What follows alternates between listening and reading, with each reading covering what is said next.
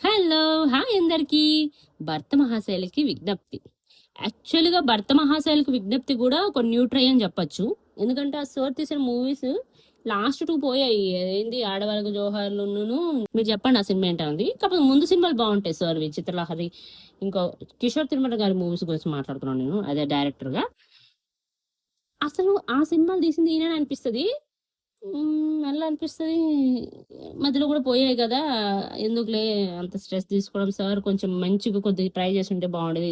అంటే ఈ సినిమా గాకుండా ఇంకో సినిమా ట్రై చేసుంటే బావుండేదేమో అని అనిపిచ్చింది. 'రవితేజ' గారు గూడాను ఎలా అయిపోయిందంటే యాక్టింగ్ చేస్తూ చేస్తూ ఇక జనాల కోసం ఇది చెయ్యాలి తప్పదన్నట్టో, లేకపోతే ఏంటో ఏదో ఫీలింగ్ తక్కువైపోయింది సార్‌కి. ఎక్స్‌ప్రెషన్స్‌లో చాలా కంట్రోల్‌గా చేసినట్టు అనిపిచ్చింది. ఎక్కువ చేయకూడదు, స్లోగా చేద్దాము, లిమిట్‌లో చేద్దాం యాక్టింగ్ అన్నట్టు అనిపిచ్చిందో, లేకపోతే నాకనిపిచ్చిందో, లేకపోతే ఈ సినిమాకి ఇంతే అవసరం అనిపిచ్చిందో తెలియట్లా నాకు. ఎందుకంటే 'రవితేజ' సార్‌ని నేనెప్పుడు సినిమా పరంగా చూస్తే కొంచెం తన స్టైల్ ఆఫ్ యాక్టింగ్ ఉంటది. ఇక్కడ రాలేదేమో అని అనిపిచ్చింది నాకు ఈ సినిమాలో. But okay. ఉన్నారు. Next story. యాక్చువల్‌గా మంచి స్టోరీయే. కాకపోతే ఏంటంటే, దాన్ని గ్రాంటెడ్‌గా తీసుకొని చెప్పినట్టుగా అనిపిచ్చింది నాకు. మరి ఎక్కువ చేసి చూపించినట్టు అనిపిచ్చింది. చెప్పాల్సిన పాయింట్ ఫస్ట్ చెప్పేసి, తర్వాత సినిమా చెప్పాల్సింది అని నేననుకుంటున్నాను. చూపించిందంతా చూపించేసి లాస్ట్‌లో ఒక 2 మినిట్స్ జెప్తాడు. అది నాకు అదే నాకు కనెక్ట్ అవ్వలేదో, లేకపోతే ఏంటో తెలీలా. కానీ అటు ఇటు అయిపోయింది స్టోరీ అంతా. అలా మధ్యలో అయితే ఎందుకు, ఏం చేస్తున్నాం కూడా అర్థం కాలే. అంత చెప్పాల్సిన అవసరం లేదు. అంత పెద్ద స్టోరీ గాదిది. అంత ఏమంటారు టైమ్ టేకింగ్ కాదు. జస్ట్ ఒక హాఫ్ అన్ అవర్ వెబ్ సీరీస్‌లో ఒక 2, 3 ఎపిసోడ్స్ పెట్టి తీసేసినా అయిపోద్ది. 'కానిస్టేబుల్ కనకం' అని చెప్పేసి 4 ఎపిసోడ్‌లో అయిపోయింది మొన్న. ఎంత పెద్ద స్టోరీ అయినా 4 ఎపిసోడ్‌లో ఎండ్ చేసారాళ్ళు. అంటే వితౌట్ లాగ్. సో, దీనికి 2:30 గంటలు కూర్చోబెట్టాల్సిన అవసరం అయితే లేదేమో అనిపిచ్చింది నాకు. చిన్న పాయింట్ అయినప్పటికి కూడా నువ్వు వాల్యూ యాడెడ్ సీన్స్ యాడ్ చేసుంటే బావుండేది అనిపిచ్చింది నాకు. బాగా అనమాట. బాగా బ్యాక్ డ్రాప్ సీన్స్, గ్రిప్పింగ్ లేకుండా ఉన్నాయి సీన్స్. ఇక్కడ కూడా సత్య గారు ఒక మంచి రోల్ చేశారు. నాకు సత్య గారి కామెడీ సీన్స్ కోసం ఇంకొకసారి చూడొచ్చు. అంటే థియేటర్‌కెళ్ళి గాదు. మామూలుగా సి ఓటీటీకి వచ్చిన తర్వాతైనా మన ఛానెల్‌లో వచ్చినప్పుడైనా చూడొచ్చు. సత్య గారి కోసం నేను చూస్తా. అండ్ సునీల్ గారు ఏదో అతి అనిపిచ్చింది. మళ్ళా పెళ్ళాం, ఊడలతో క్యారెక్టరైజేషన్ గుర్తొచ్చింది నాకు. అంత పెద్ద చెప్పుకోదగ్గ రోల్ ఏం గాదు గానీ, మళ్ళీ పక్క నుంచి ఆవిడొచ్చారు ఒక యూట్యూబరు. ఆవిడ చేశారు. అంటే సునీల్ గారి వైఫ్‌గా. ఇంకా హీరోయిన్స్ బాగున్నారు. ఇద్దరు చేశారు. అంటే ఇప్పుడు డింపుల్ హయాతి కంటే గూడా ఈ న్యూ ఫేస్ బావుంది. And of course Dimple Hayathi role ఏం పెద్ద లేదు గాబట్టి, ఇచ్చిన దానికి న్యాయం చేశారనిపిచ్చింది. అంతే అంత అన్న క్యారెక్టర్.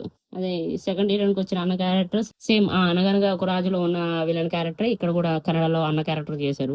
సెకండ్ హీరోయిన్‌కి కన్నడ యాస్ ఎ కన్నడియన్‌గా అన్నగారనమాట. షెట్టీస్ వాళ్ళు. సో, అలా వచ్చింది ఆ రోలు. హ్మ్. అంతే. పెద్ద చెప్పుకోదగ్గ పాయింట్స్ అయితే ఏం లేవు.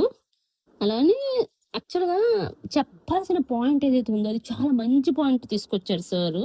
కాకపోతే ఎందుకో వేస్ట్ అయిపోయింది అనిపిస్తుంది బాధ. కిషోర్ గారు తీసుకొచ్చిన కథలో అది ఎందుకో వేస్ట్ అయిపోయిందనిపిస్తుంది. మ్యూజిక్‌కొస్తే ఏంటో సార్ అన్ని పాత సాంగులన్నీ రీమిక్స్‌లు చేస్తారనిపిచ్చే లోపు సీరియల్ సాంగ్‌ని తీసుకొచ్చి రీమిక్స్ చేసారు ఈసారి. ఏదైనా ఒక పాత సాంగ్ అయినా వస్తదిలే మనకు రీమిక్స్‌లో దొరుకుద్ది అని వెయిట్ చేశా నేను. బట్ లాస్ట్‌లో ఏం చేశాడంటే ఆ సీరియల్ సాంగ్ తీసుకొచ్చేసి రీమిక్స్ చేసాడు. అసలు దీనికి ఆ సినిమాకి, ఆ సీరియల్ సాంగ్‌కి సెట్టే కాలే నాకనిపిచ్చింది. అది పెట్టకపోయుంటే ఇంకా బావుండేదనిపిచ్చింది. కాకపోతే పెడితే అదొకటైనా ఉంటదనుకున్నాడో ఏమో సార్ ఔట్‌పుట్ లాగా. మరి ఎలాగో కథ లేదు, యాక్టింగ్ లేదు, పెర్ఫార్మన్స్ లేదు కాబట్టి ఇదైనా పెట్టేద్దాం అన్నట్టు పెట్టినట్టు అనిపిచ్చింది. ఇగ అంతే. ఈ అంత చెప్పుకోదగ్గ సినిమా అయితే కాదు.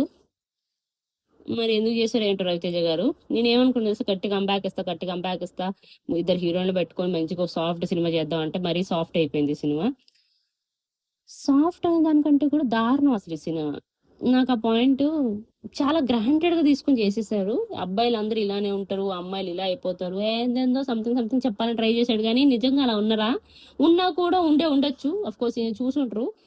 ఉన్నా కూడా కాదు ఉన్నారు.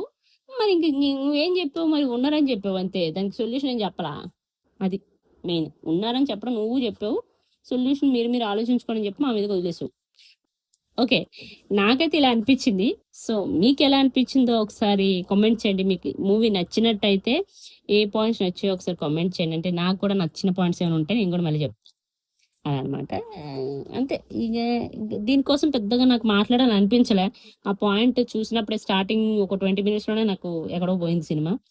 అంటే దాన్ని ఇంక వేరే విధంగా తీసుకెళ్ళుంటే ఏమో మరి ఎటు పోయేదో. ఆ ఒక్క దాని పాయింట్ మీద నువ్వు సినిమా మొత్తం లాగావు. ఆ 2 ½ లాగాల్సిన పాయింట్ కూడాను అందంగా ఏం లాగలా. ఏదో అడ్డదిడ్డంగా పోతూనే ఉందది. ఒకదానికి కనెక్ట్ చేసుకుంటూ. కానీ ఆ కనెక్షన్ కూడా పెద్ద నచ్చలే. ఆ బాబాయ్, కొడుకు అది ఎక్స్‌ట్రా ఏందేందో ఉందిలే.